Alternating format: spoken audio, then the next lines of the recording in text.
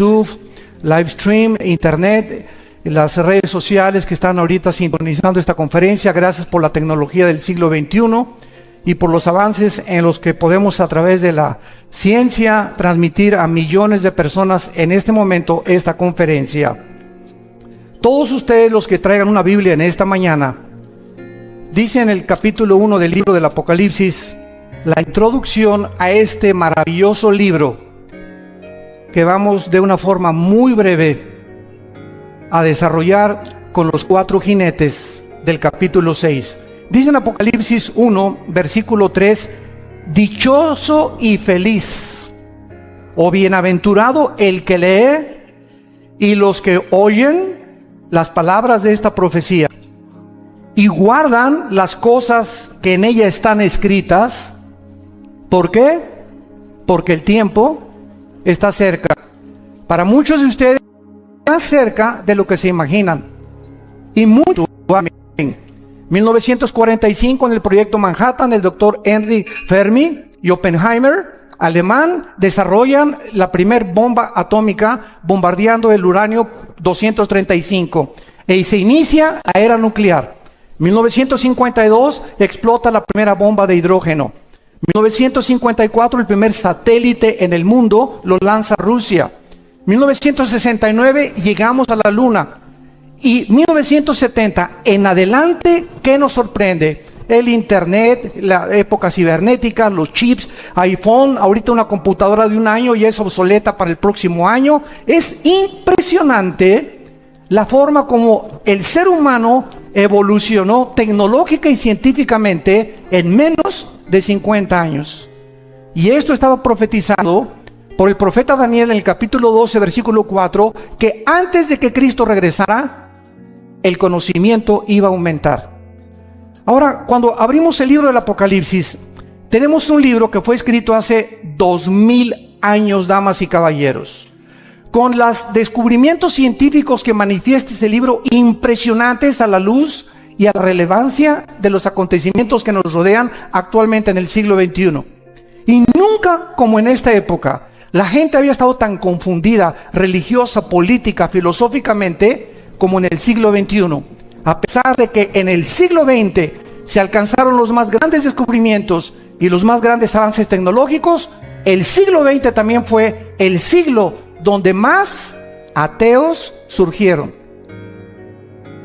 Sigmund Freud, Friedrich Nietzsche, el padre del comunismo, fascismo y nazismo, Richard Dawkins, Jean-Paul Sartre, Samuel Harris, Bertrand Russell, y todos estos hombres que se levantaron agrediendo el cristianismo, cuando antes de ellos los más grandes científicos y las más grandes mentes brillantes fueron cristianos, como Isaac Newton, como Pasteur, como Blaise Pascal, como Alberto Einstein, que mismo Einstein, aunque nunca aceptó ser cristiano, nunca jamás negó la existencia de una fuerza, de un creador que estaba detrás del universo.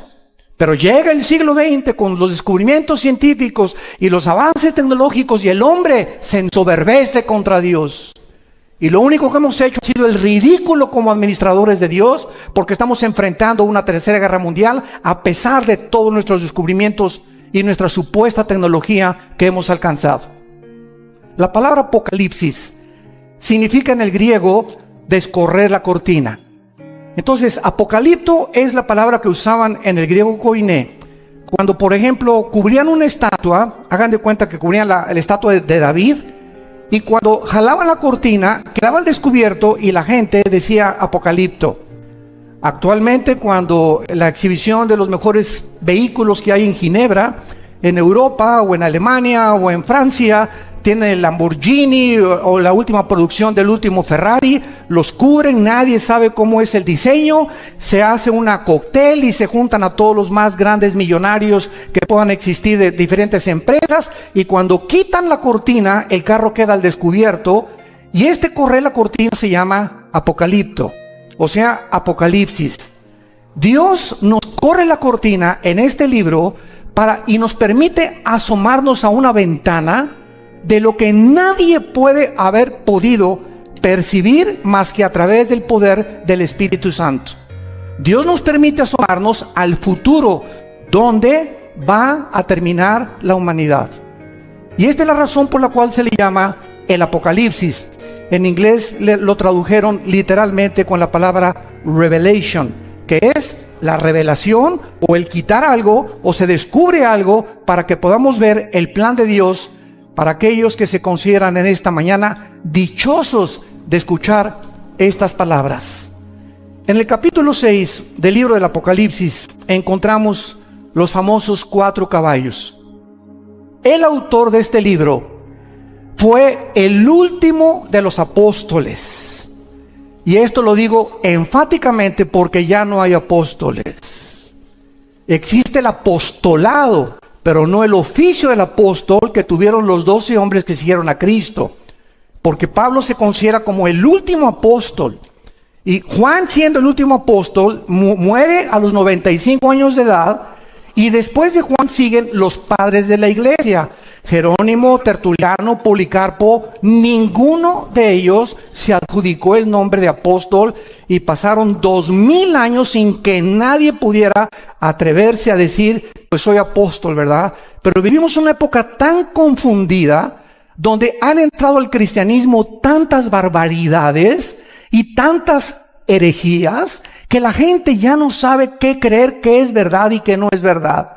Y cuando llegamos a este punto de falta de discernimiento espiritual, es la campana más grande de alarma también de que realmente nos encontramos en la apostasía que se profetiza en la Biblia antes de que Cristo venga.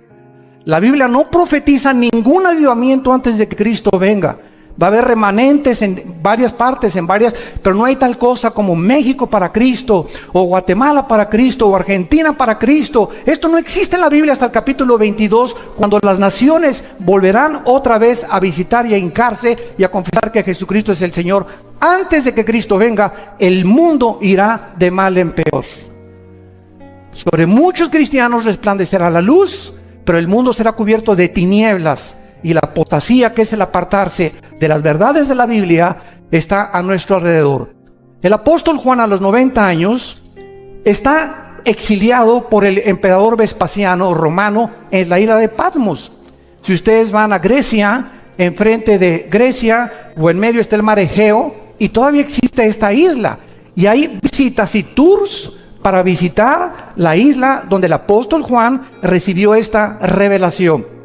Juan se encontraba completamente ya, tal vez valdría la pena haber sido cristiano, cargado de cadenas, porque los exiliados políticos en Roma les hacían ponerse la ropa y al llegar ahí nunca se las cambiaban.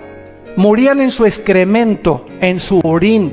No podían cambiarse nada y era la forma en que los torturaban para morir. Imagínense el apóstol Juan, que años antes estuvo en la cruz con la Virgen María, la Madre de Jesús y María Magdalena, viendo al Señor morir. Ahora se encontraba a los 90 años de edad, tal vez preguntándose, ¿valió la pena o no valió la pena? Cuando el apóstol Juan en el capítulo 1 voltea y encuentra a una figura con los ojos como llama de fuego, con el pelo blanco como lino, con un cinturón fajado de oro sobre un vestido de lino y los pies refulgentes como el bronce. Juan, ante esta apariencia de esta entidad espiritual desconocida para él en ese momento, cae al suelo y se acerca esta figura detrás de él y le pone la mano y le dice: no temas. Yo soy el que estuve muerto, mas he aquí que vivo por los siglos de los siglos, y tengo las llaves del infierno y tengo las llaves de la muerte. Escribe las cosas que son, las que van a ser y las que han sido. Y esto es lo que contiene los 22 capítulos de este libro maravilloso. Y cuando llegamos al capítulo 6, nos encontramos que 2600 años atrás, ahorita, en el libro de Daniel, hubo una profecía en el capítulo 9, versículo 24 al 27, que se llama las 70 semanas de Daniel. Damas y caballeros, la Biblia no es de interpretación privada. Nadie puede atreverse a decir: voy a enseñar Apocalipsis o voy a estudiar Apocalipsis sin conocer el libro de Daniel. ni entender las profecías de Daniel, ni las de Ezequiel. Porque la Biblia es la suma del conocimiento y los pensamientos de Dios. Y esta es la razón por la cual existen sectas. Que es una secta, es una agrupación de personas que sacan un versículo sin tener en cuenta el contexto ni los demás pasajes de la Biblia, desarrollan una verdad que la llevan a un extremo y se convierte en una herejía. Entonces es una herejía, es una verdad llevada al extremo. Y ese es el cuidado que debemos de tener, de trazar bien la palabra de verdad. El apóstol Daniel, el profeta Daniel, recibe una visión en el capítulo 7, 8 y 12 de su libro, y dice esta visión que Dios le da a Israel 490 años para terminar su programa con ellos. Se llama la profecía de las 70 semanas de Daniel. Y entonces en el capítulo 9 de Daniel, y esto es impresionante a la luz de las matemáticas actuales, porque Dios le dice a Daniel, desde el momento en que salga la orden de la restauración de las murallas de Jerusalén y el templo hasta el Mesías, habrá 483 años. Véanlo, está en todas las Biblias, y exacta y matemáticamente, desde que se dio la orden, Nehemías capítulo 2, versículo 1 al 4, por el rey Artajerjes, que se inicia la reconstrucción de Jerusalén, hasta Cristo son los 483 años que se profetizó 600 años antes que Jesús hiciera su aparición en el escenario mundial. Esto es increíble, porque esta exactitud solamente Dios la podría tener. Y el domingo de Ramos, cuando Cristo entra en un burrito a la ciudad de Jerusalén, lleno de lágrimas, diciéndole a Jerusalén, Jerusalén, Jerusalén, ¿cuántos tiempo quise como la gallina juntar a los pollitos y tú no quisiste? No has conocido el tiempo de tu visitación. Y estas palabras de Cristo hace 2000 años son las palabras que te dice a ti en esta mañana. Muchos de ustedes en esta mañana Dios los está visitando.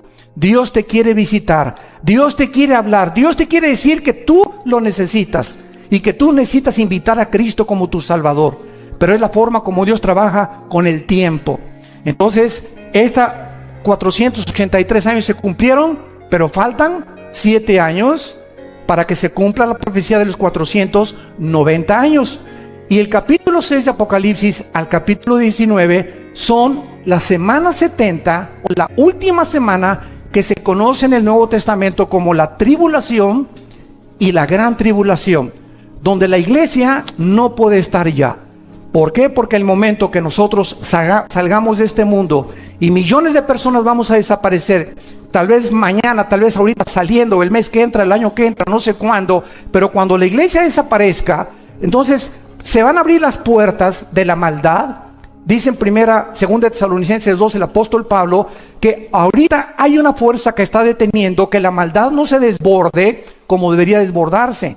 Pero cuando la iglesia salga, se va a desbordar esta maldad como ustedes no se imaginan sobre el mundo. Y si ahorita creemos que ya está descompuesto el mundo, imagínense ustedes en los 7 años que faltan, en la última semana de la profecía de Daniel, cómo va a estar el mundo cuando van a caer meteoros, va a haber terremotos, tsunamis, se va a abrir la puerta a todos los demonios del infierno que se encuentran, en el abismo, los ángeles caídos que están atados en el Tartarus, y bueno, va a ser una devastación impresionante en el mundo, que el mundo va a quedarse completamente azorado, pero la iglesia ya no va a estar en este tiempo aquí sobre la tierra. Entonces, en el capítulo 6, comenzamos con los juicios, que son los 4 jinetes del Apocalipsis. Y dice la Biblia que cuando el Cordero abrió uno de los sellos, versículo 1, oí a uno de los 4 seres vivientes decir, como con voz de trueno, ven y mira.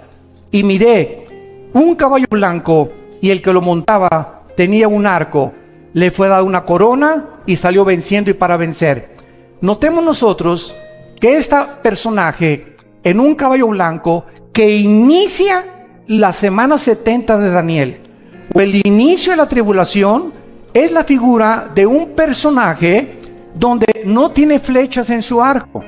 En otras palabras, cuando vemos otros pasajes de la Biblia, encontramos que este personaje, que se le conoce en la Biblia como el último futuro dictador mundial, conocido en el libro de Daniel como el pequeño cuerno, conocido por el apóstol Juan en su primera carta, capítulo 2, como el anticristo, y conocido por Juan en el Apocalipsis como la bestia, se le llama el anticristo o el último dictador mundial. Si nosotros vemos la historia y recordamos a Adolfo Hitler, Benito Mussolini, José Stalin, todos los grandes dictadores, ¿cómo entraron al poder? Bueno, en 1936-37, Alemania perdió la Primera Guerra Mundial. Se encontraba en un caos tremendo, el orgullo alemán estaba aplastado completamente, y surge una voz en 1937-38, cuando es elegido democráticamente Adolfo Hitler.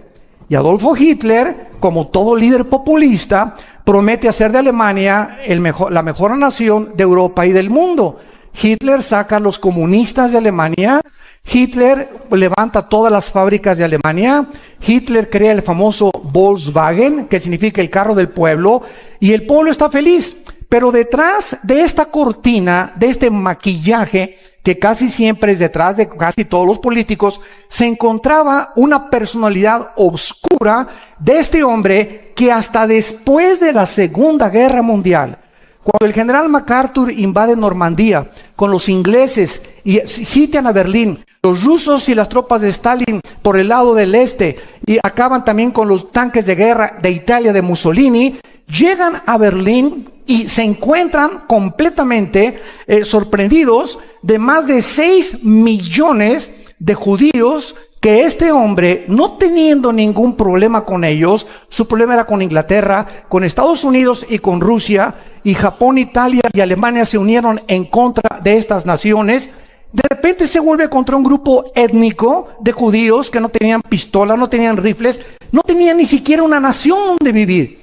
¿Qué fue lo que hizo que Hitler tuviera este odio, en México le llamamos odio jarocho, en contra de esta nación que era completamente indefensa e insignificante? ¿Cómo es que se voltea completamente de los ingleses, los americanos y los rusos y se vuelve para extinguir y erradicar completamente a este pueblo que en la Biblia Dios en su soberanía le concedió que a través de ellos viniera el Mesías, el Hijo de Dios? Una de las preguntas que casi siempre nos hacen en los seminarios teológicos es la siguiente: ¿qué acaso los judíos es un pueblo especial o son más consentidos que los árabes o con los palestinos? De ninguna manera. El hecho es que la ignorancia del plan de Dios hace que la gente se desvíe y comience a hablar cosas que no entiende. Dios desde el principio de la humanidad tenía que escoger un punto geográfico en el globo terráqueo para centrar en ese globo terráqueo, número uno, que a través de ese pueblo pudiera ese pueblo comenzar a través de los sumerios, de los egipcios, de los babilonios y de todas estas tribus y civilizaciones antiguas, dar testimonio de que Dios es uno solo. Fue el primer pueblo que comenzó a divulgar el monoteísmo, la nación de Israel, a través de Abraham y de las 12 tribus que Dios formó. La segunda razón es para que a través de ellos tuviéramos nosotros la Biblia. Y cuando alguien dice, ¿y por qué los judíos? ¿Y por qué no los mexicanos? Y si hubieran sido los mexicanos, los costarricenses o los ticos nos hubieran dicho, ¿y por qué no los ticos? ¿Y por qué no los españoles? La cuestión es que Dios es soberano. Y Dios escoge un pueblo precisamente para a través de ellos darnos el programa que gracias a ellos podemos tener. Pero voy a terminar. Entonces, los judíos nos dan las sagradas escrituras. Dice el capítulo 9 de Romanos, versículo 3 y 4, que a ellos se les dieron los pactos y a ellos se les dieron los mandamientos y las leyes civiles, las leyes de higiene y las leyes morales. No existe un código moral más grande en ninguna religión que los 10 mandamientos. Y se les enseña qué es lo que Dios dice que es inmoral y qué es moral, amoral a los ojos de Dios. Dios no nos deja, damas y caballeros, a que nosotros elijamos qué es bueno y qué es malo. ¿Por qué? Porque estamos nacimos desconectados de la vid. Y cuando una rama nace desconectada de la vid de un árbol, ¿qué produce? Nada. Y estamos tratando de producir fruto sin tener contacto con Dios. Y nuestro fruto ha sido un fruto podrido en casi 6,000 años de historia. Viene Jesucristo a unirnos a la vid, a decirnos cómo podemos conectarnos con la fuente de energía, cómo podemos recuperar la dignidad que tenemos como seres humanos de haber sido creados a la imagen y semejanza de Dios. Y esa es la labor que Jesucristo viene a hacer del tercer cielo, a decirnos cómo podemos nosotros ir a Dios. Y Jesucristo lo dijo en Mateo 11, 27 al 28. Nadie conoce al Padre sino al Hijo, y el Hijo a quien se lo quiera revelar. Que dice la Biblia que no hay nadie que conozca a Dios. Tú te puedes irte allá a Chapultepec a practicar budismo zen y flor de loto y yoga y dime lo que tú quieras. No hay forma, de acuerdo a la Biblia, de conocer a Dios si antes no conoces a su Hijo. Porque es su Hijo el que vino a revelarnos al Padre. Y antes de que tú conozcas a Dios y tengas contacto con Dios, tienes que tener contacto primero con su Hijo Jesucristo. Y cuando tú oyes las palabras de Jesucristo y comienzas a seguirlo, Él nos conecta, Él nos abre la puerta, Él nos revela al Padre, entra a tu vida y comienzas a tener iluminación y entendimiento acerca de por qué naciste, de dónde venimos, quiénes somos, hacia dónde nos dirigimos. La ciencia jamás nos podrá contestar estas tres incógnitas que han permeado la filosofía desde hace 6,000 años. Porque para que la ciencia nos diga de dónde venimos, tiene que ser repetitivo. Si no es repetitivo, no es científico.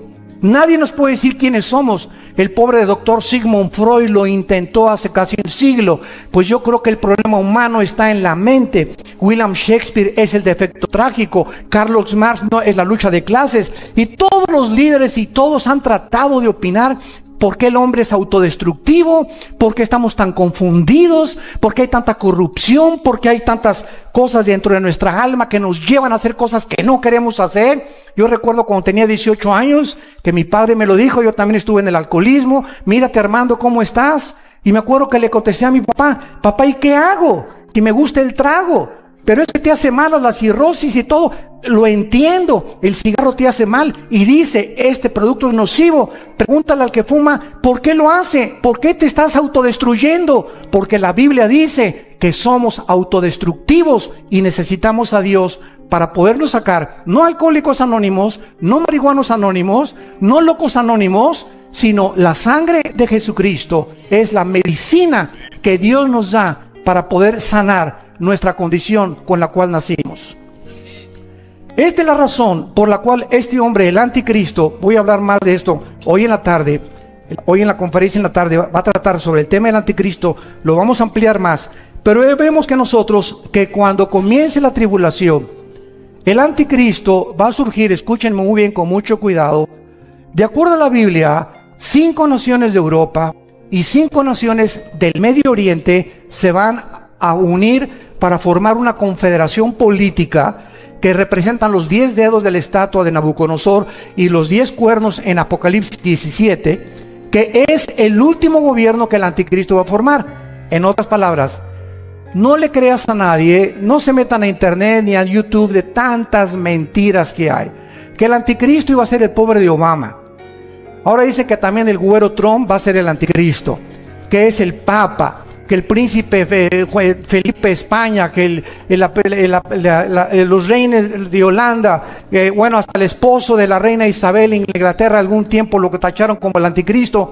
Nadie puede saber quién es el anticristo, nadie, hasta que no oigamos, se juntaron 5 naciones de Europa y 5 naciones del Medio Oriente que pertenecieron al antiguo imperio romano, lo cual desarrollaré también hoy en la tarde. Y cuando ellos se junten, ya que esté esta confederación política unida, de acuerdo a Daniel capítulo 7, de entre esos 10 reyes o 10 naciones surge el anticristo como un gobernante insignificante, por eso se le llama el cuerno pequeño.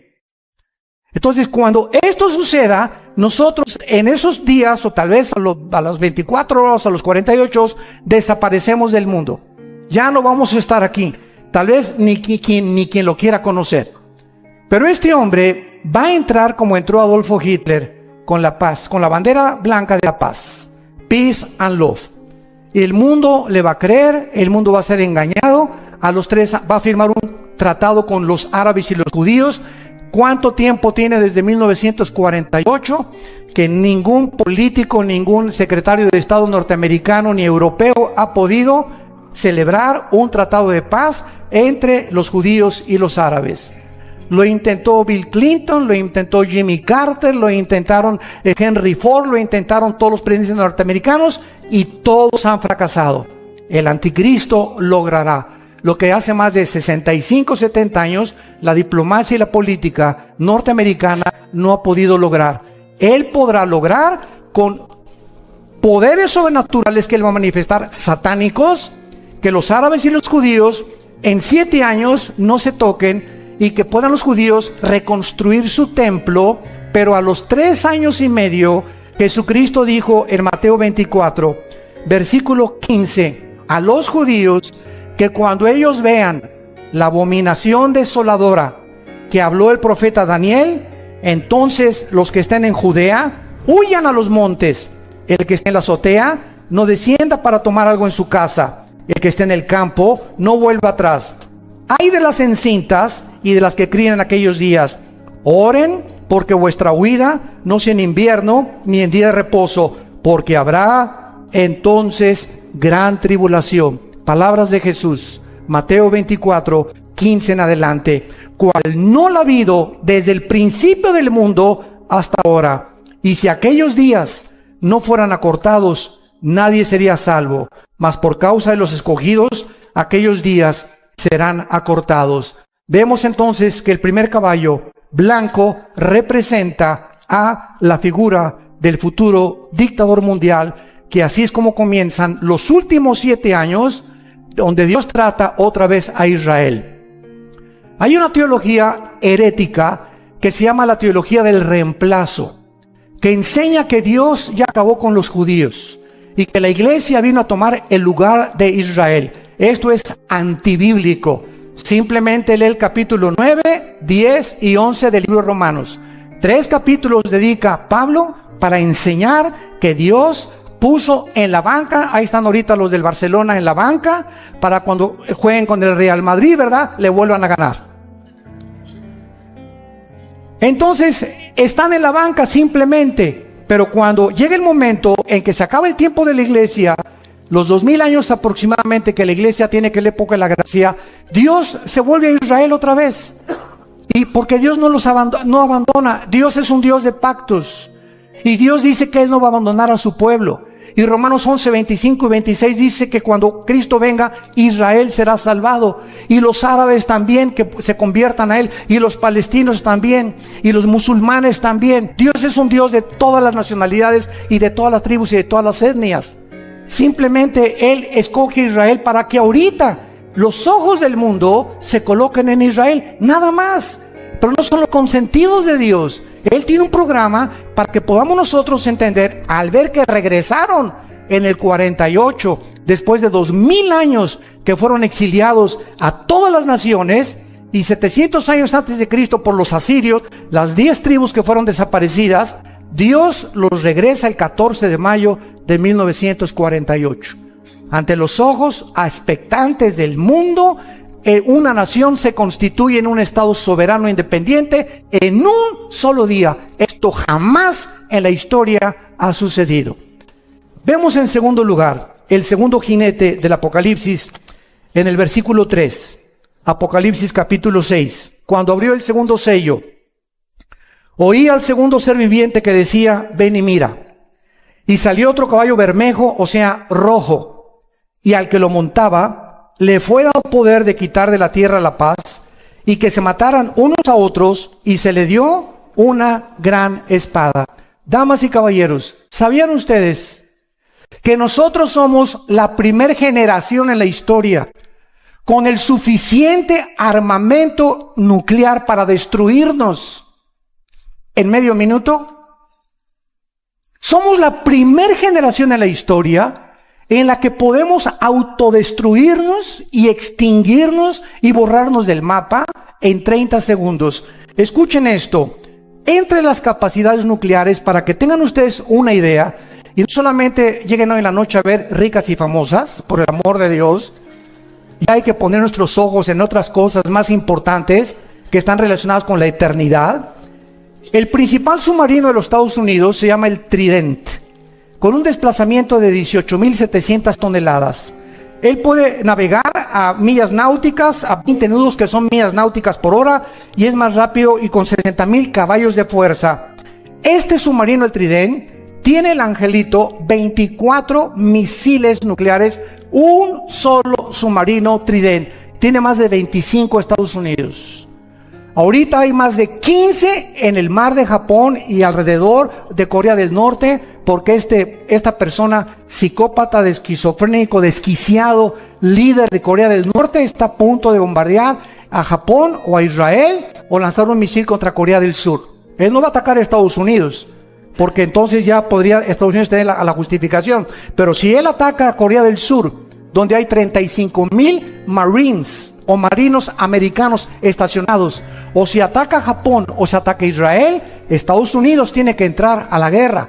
Y al entrar Estados Unidos va a entrar Rusia, Irán y la China. Y nos encontraríamos con el cuarto sello que vamos a ver a continuación, donde va a morir 1/4 parte de la población del mundo.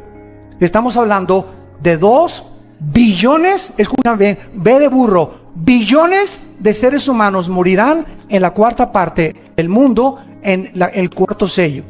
Somos la primera generación que tenemos estas armas nucleares.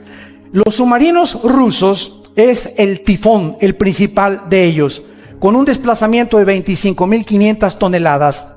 Está diseñado para operar debajo del Ártico, principalmente este submarino. Cada submarino podría destruir, escuchen esto, cada submarino Tifón de Rusia podría destruir 200 ciudades de Estados Unidos en un minuto. Rusia tiene 17 submarinos en el Atlántico apuntando a Estados Unidos desde que Putin entró hace como 10 años. Y tiene en el océano Atlántico y en el océano Pacífico, en el Pacífico tiene como 12 submarinos apuntando a Estados Unidos. Y el presidente de Estados Unidos tiene un portafolio donde están los códigos para poder desatar y dar las órdenes de que una guerra se desate. Escuchen cómo funciona esto. El misil que tiene Rusia ahorita tiene más armamento de Estados Unidos que Rusia, pero Rusia tiene ahorita más armas nucleares y más misiles que Estados Unidos. Y Rusia tiene ahorita un misil que tarda 25 minutos en salir de Moscú a Washington o a Nueva York. ¿Qué va a pasar en 25 minutos? El presidente actualmente, Trump, se le da un portafolio cada vez que cambian de administración, y en ese portafolio están los códigos donde se abren y él solamente tiene el código para poder en la computadora manejarlo. Y cuando él apriete un botón, los submarinos que tiene Estados Unidos en Corea del Norte, los que tienen el Atlántico, los barcos, los transatlánticos, los portaaviones, la armada, la aviación y el ejército terrestre reciben la orden y dicen: estamos siendo atacados. Escuchen, pero en ese momento no saben de dónde viene el misil, aun cuando tienen paraguas que ya pueden detener del lado de California. Y también hay otro misil, otro paraguas en Corea del Norte para impedir los misiles de Corea del Norte. Pero ¿cuánto tarda el presidente, en este caso el presidente Trump, si es que en esta administración estalla la guerra, cuánto tarda él en poder mandar esa señal, abrir el portafolio, cuando en 25 minutos puede alcanzarlos un misil? El portafolio y lo que toma para que las órdenes lleguen tarda 32 minutos. Llegaría 8 minutos tarde la orden de Estados Unidos para impedir un paraguas o abrir un paraguas a los misiles, y lo primero que sería destruido sería Estados Unidos. ¿Saben ustedes que Estados Unidos no aparece en la Biblia? Después de 1945 ganaron la guerra y ha sido la nación que ha alcanzado la supremacía política, militar y económica más grande de toda la historia, Estados Unidos de Norteamérica. Y en 1989, que terminó la Guerra Fría entre Rusia y Estados Unidos, Mikhail Gorbachev fue al Vaticano y le dijo al Papa Juan Pablo II: quiero decirle que Rusia ha fracasado, el comunismo fracasó en Rusia. ¿Por qué? Por 2 razones, dijo Gorbachev en su libro La Perestroika. Número 1, porque sacamos a Dios de Rusia. Y número 2, porque nos aislamos del capitalismo. Entonces, termina la Guerra Fría y Estados Unidos se mantiene como la supremacía política, económica y militar del mundo. Pero llegamos al siglo XXI, donde viene el primer ataque terrorista, el 11 de septiembre del 2001, contra las torres de Nueva York, y donde el mundo entra en una nueva dimensión que nunca se había esperado.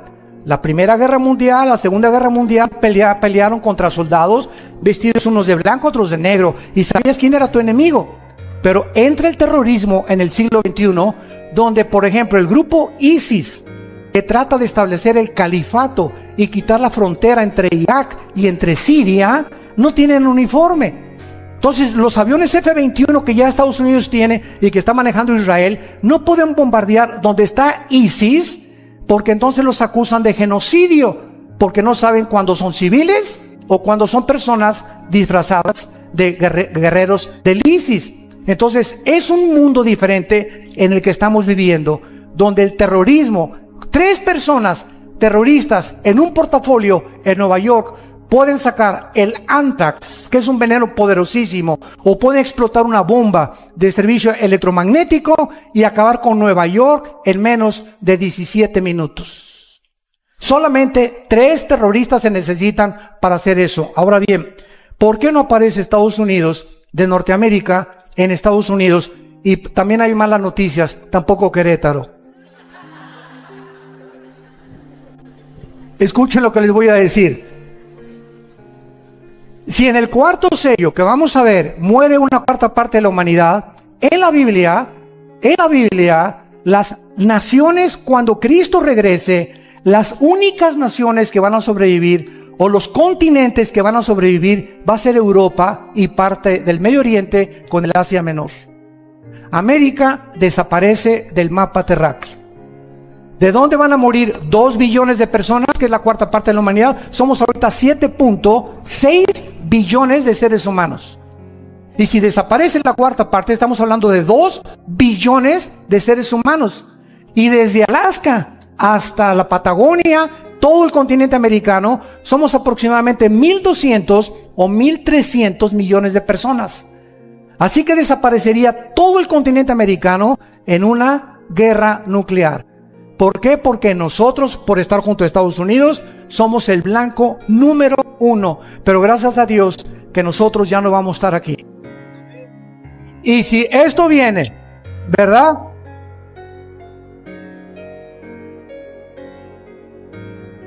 Y si esto viene, nos vamos a dar cuenta que es completamente devastador el poder nuclear que hay ahorita.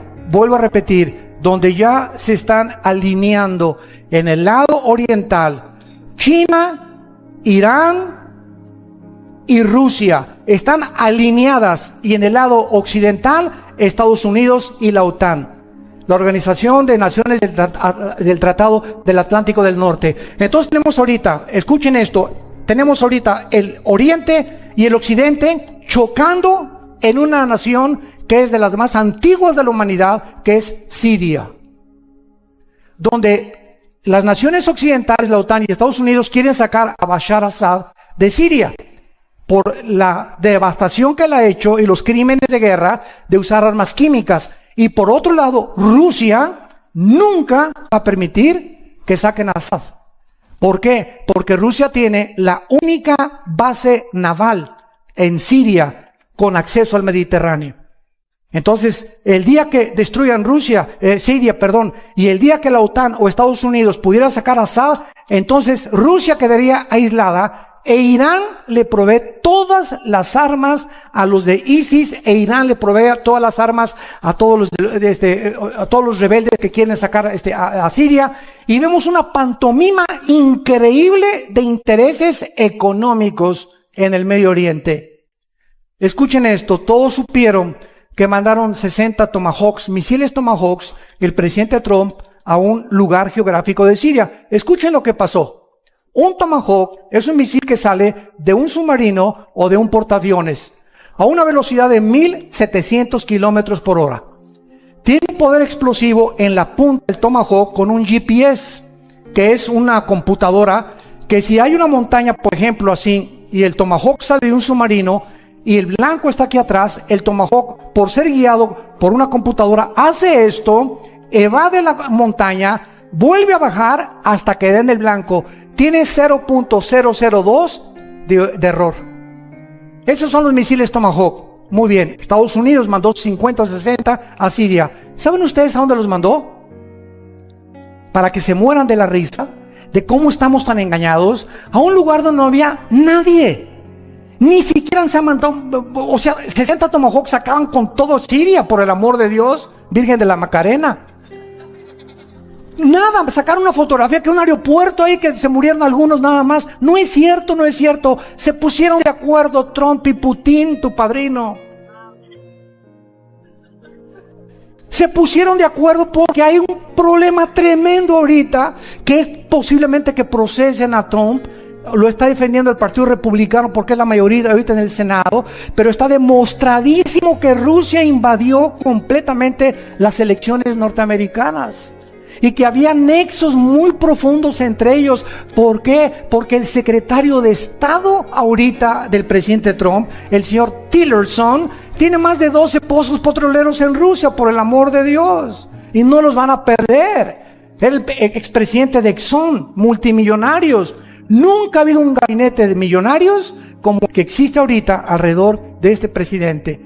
Entonces hay intereses que no le conviene ni a Rusia ni a Estados Unidos ahorita entrar en un conflicto.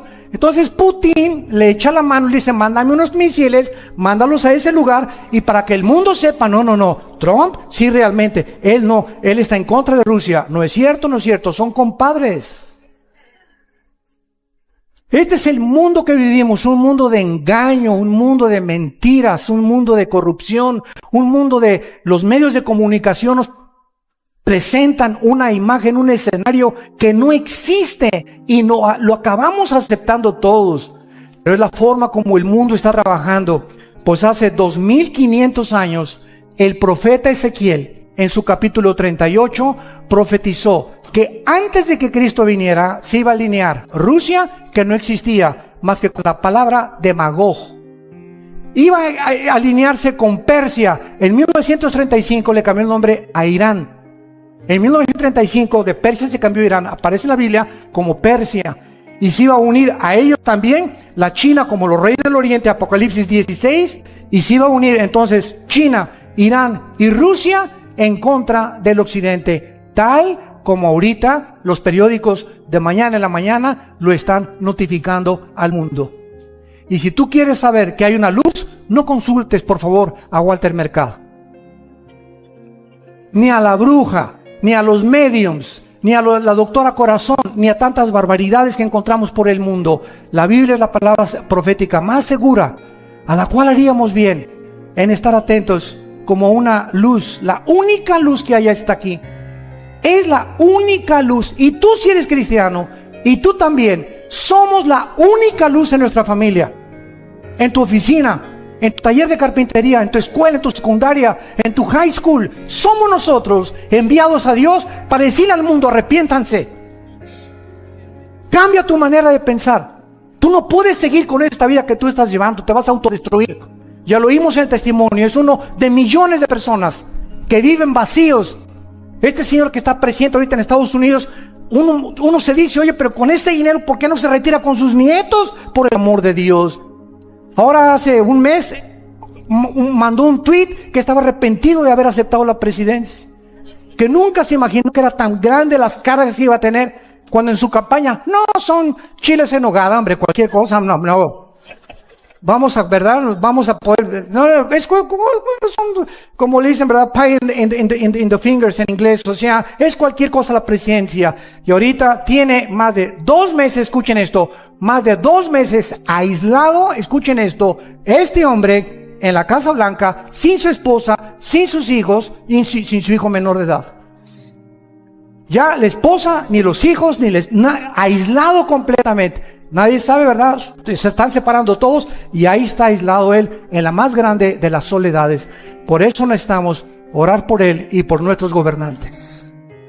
Porque cuando prueban el gobierno, cuando prueban el poder, cuando sube el artista ya a la cumbre, cuando sube el cantante a la cumbre, cuando Miss Universo llega a la cumbre, cuando llegas a la presidencia y a ser diputado y a ser juez, allá arriba, sin Dios, las alturas marean. Nos descompone el poder y el aplauso y el dinero sin Dios. Por eso dice Proverbios el rey Salomón: adquiere sabiduría antes que plata y oro precioso. ¿Por qué? Porque si Dios te da dinero y tú no tienes la sabiduría para usar ese dinero, se convierte en una maldición. En una maldición. Ahorita, el misterio más grande que hay ahorita aquí en la República Mexicana es: ¿dónde está el dinero del Chapo? Nadie lo sabe. Antes de morir, un líder más grande que él, Pablo Escobar, en Colombia, su hijo que anda testificando por todo Brasil y por toda Sudamérica, el hijo de Pablo Escobar, lo dice: mi padre teníamos cuartos llenos de dinero. Un día tenía fiebre una de mis hermanitas, quemamos como $1 millón para calentarla, porque no sabíamos en qué gastarlo. No lo podíamos meter al banco, no podíamos usarlo porque todos nos tenían fichados. Ese es el poder, es una mentira. Y toda la gente sigue buscando eso. Sin Dios nunca disfrutarás nada. Más vale plato de legumbres donde hay amor, que de buey engordado donde hay odio. Y vemos en tercer lugar el caballo negro, que es la peste y el hambre en el mundo. Cuando abrió el tercer sello, versículo 5, el tercer ser viviente dijo: ven y mira, he aquí un caballo negro, y el que lo montaba tenía una balanza en la mano, y oí una voz del medio de los 4 seres vivientes que decía: 2 libras de trigo por 1 denario, y 6 libras de cebada por 1 denario, pero no dañes el aceite ni el vino. Estas palabras significan una hambre tan tremenda que se viene sobre la humanidad, que 1 denario era el salario que un obrero ganaba diario. Entonces, 1 barra de pan no va a alcanzar ni siquiera para comprar con un día de salario mínimo.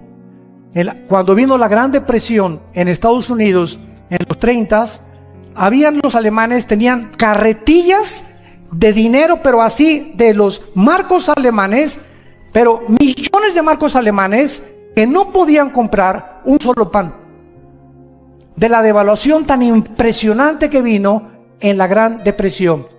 Y así lo dice la Biblia: Dios convierte en polilla lo más apreciado del hombre. En lo que tú has puesto tu esperanza ahorita, en tu trabajo, en tu dinero, en tu poder, en tu posición, así, pero de la noche a la mañana, Dios te puede decir: se acabó. Y tú puedes decir: alma mía, reposa, mucho dinero tengo, ya tengo asegurado en el banco. No, al llegar al $1 millón, ya sé que estoy asegurado. No, a los $3 millones, ahora sí me voy a Hawái. Y dice la Biblia que tú puedes hoy mismo en la noche, descubrir que tienes cáncer, una embolia cerebral, un ataque al corazón. Nuestra vida pende de un hilo. No depende de lo que nosotros construyamos para el futuro, depende de un Dios a quien le debemos sumisión y adoración y obediencia. Y eso es lo que Él quiere, que nosotros nos volvamos a ese Dios, que pongamos nuestros ojos en las cosas eternas, no en las cosas temporales, que pasamos peregrinos nada más por esta vida. Cuando un niño tiene 5 o 6 años, no existe el futuro ni el pasado. Él vive en el presente, no se preocupa si hay comida, si hay complex. Llegamos a los 18 años, los jóvenes, el futuro. ¿Qué voy a hacer? ¿Qué carrera? Y desgraciadamente, ¿cuál es la que más produce dinero? Y se ponen a investigar los jóvenes en internet, ¿cuáles son las mejores remuneradas carreras?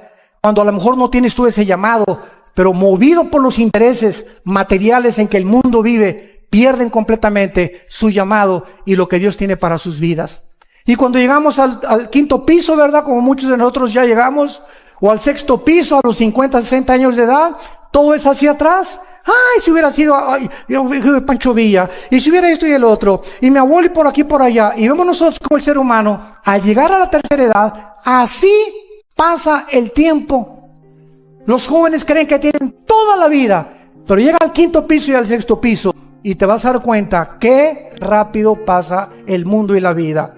Y cuando menos lo esperamos, ya estamos ya de canas, tenemos a nuestros nietos, regresamos otra vez a la vejez, a que alguien nos tenga que cuidar, y lo que hiciste en la vida para quién lo hiciste, para quién sembraste, para quién viviste. Ancha es la puerta, dijo Jesús, que conduce a la perdición. Y muchos van por esa puerta ancha. La puerta donde tú eres el autónomo y tú no le das cuentas a nadie. Tú pones tus reglas y tus propios mandamientos. Pero angosta es la puerta que conduce a la salvación y pocos son los que entran por ella. Porque si tú no cargas tu cruz, dijo Jesús, si tú no cargas tu cruz y no te niegas a ti mismo, no entrarás al reino de los cielos. El hambre, de acuerdo a la FAO, hay más de 2,000 millones de personas ahora muriéndose de hambre.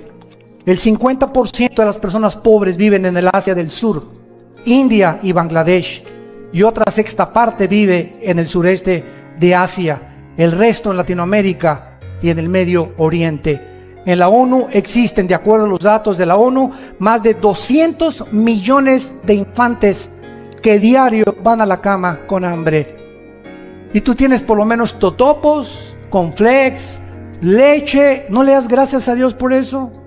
Por la casa que tenemos, por las nubes que nos rodean, por las montañas, por el aire. Estamos vivos, oh Dios. La familia es el tesoro más grande que Dios nos ha dado. Gracias, Señor, por mi esposa que me has dado, mis hijos, mis nietos. ¿Cuántos de ustedes van a vacaciones a Acapulco, a Puerto Vallarta? Y hasta las vacaciones llevan su computadora y ahí están en el hotel, en lugar de que disfrutes la playa, el sol, las puestas de sol. Ahí estás con tu computadora haciendo negocios y negocios y negocios. Es que yo soy un hombre. Eso no es ser hombre, eso es ser un tonto. Tenemos que entender que la vida es muy corta y que tenemos que disfrutar las cosas pequeñas que son las que más felices nos hacen, que es disfrutar a nuestros hijos. Y finalmente vemos el caballo negro, que dice la Biblia en el versículo 6, cuando abrí el cuarto sello, vi el caballo amarillo. Esta palabra en el griego es kloros, y es amarillo porque es el color de los muertos. Cuando alguien se muere, comienza a palidecer su rostro. Yo he visto cantidad de personas muertas, y en una hora, ¿verdad? El rostro les cambia completamente, comienza la sangre ya se coagula, ya no existe ningún contacto ya con las neuronas del cerebro, etcétera, etcétera. Por eso se le llama el caballo amarillo. El que lo montaba tenía por nombre la muerte, y el Hades le seguía, y le fue dada potestad, aquí está, sobre la cuarta parte de la tierra, para matar con espada, o sea, con guerra, hambre, con mortandad y con las fieras de la tierra. Vemos nosotros en este último caballo que es la muerte. ¿De qué forma? Esto es lo que está sucediendo actualmente en el mundo. En agosto de 1990, cientos de delfines aparecieron muertos en los océanos, en las playas de Valencia, en España. En Francia aparecieron muertos 50 delfines en 2 semanas el mismo año. Las pruebas de laboratorio descubrieron que estos delfines murieron por un virus llamado Morbilli, que es producido por la contaminación del petróleo derramado en el mar. Solamente los pozos petroleros que Saddam Hussein en la famosa guerra del Golfo Pérsico explotó o voló, arrojaron más de 75,000 toneladas de dióxido sulfúrico a la atmósfera, con 100,000 toneladas de carbón y más de 800,000 toneladas de dióxido de carbón todos los días. Damas y caballeros, estamos en un planeta donde el aire, la comida, el agua, los bosques, todo lo hemos contaminado. Yo creí que Querétaro se estaba salvando. Y antier que llegué con mi esposa, veníamos de Estados Unidos aterrizando, y era una nube que estaba cubriendo a Querétaro de smog. Le dije, ¿de dónde viene esto? Esto no viene de los matachines, ni de los mariachis, ¿verdad? Anoche estuvimos en el Zócalo, qué espectáculo más precioso aquí en esta ciudad.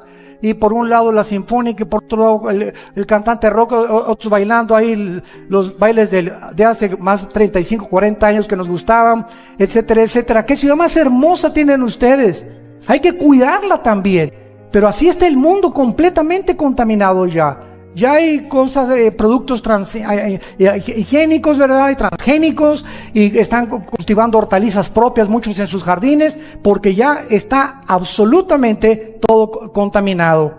Y quiero terminar leyendo a Isaías en el capítulo 24, que fue escrito hace 2700 años. Escuchen esto. Hace 2700 años, el profeta Isaías profetizó lo siguiente.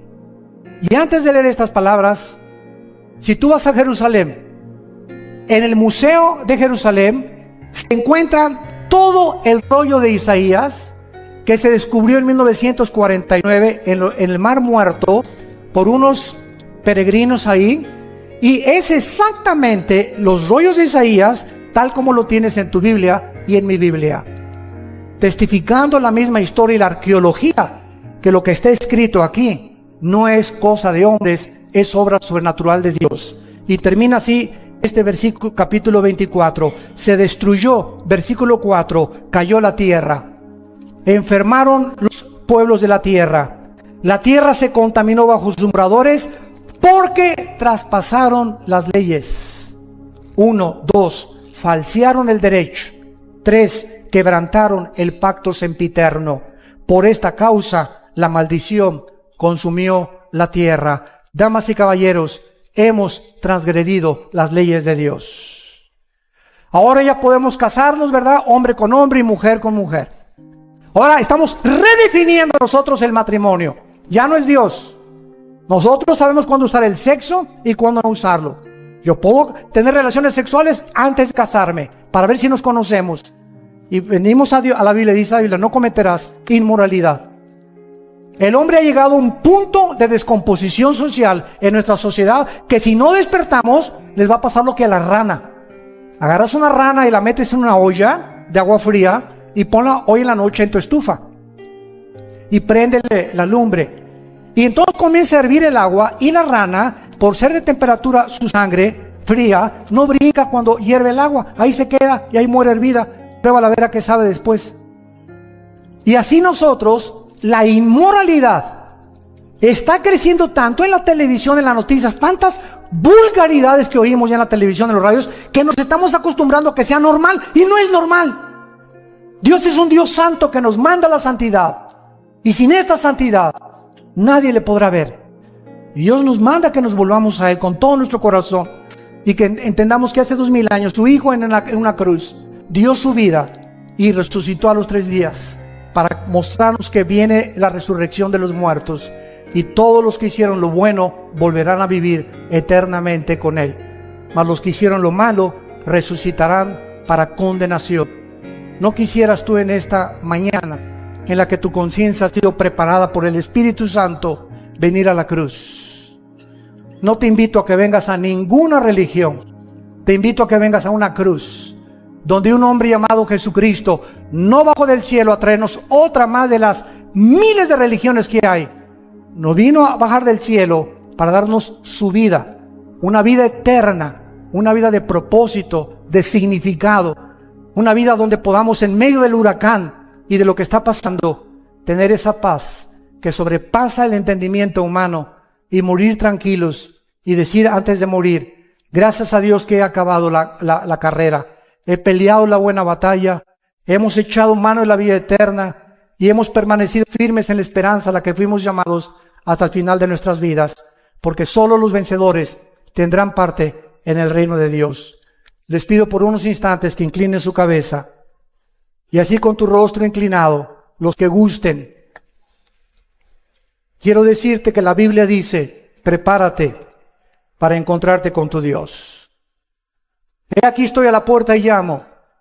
Si tú oyes mi voz y me abres la puerta de tu corazón, yo entraré a ti, dice Jesús, en la persona del Espíritu Santo, para regenerarte, para darte una vida de propósito, una vida eterna.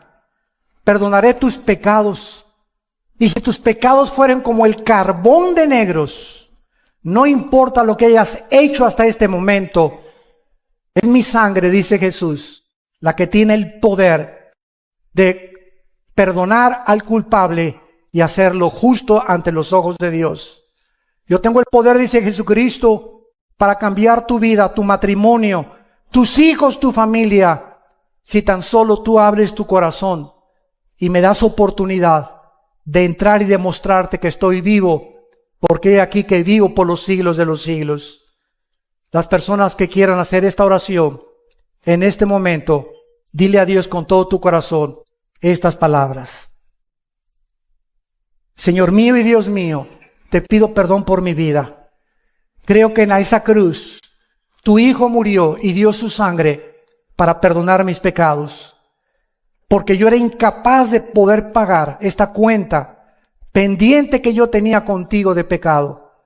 Ahora creo que es su muerte, su vida, la que me da este perdón, gracias a tu gracia y a tu misericordia.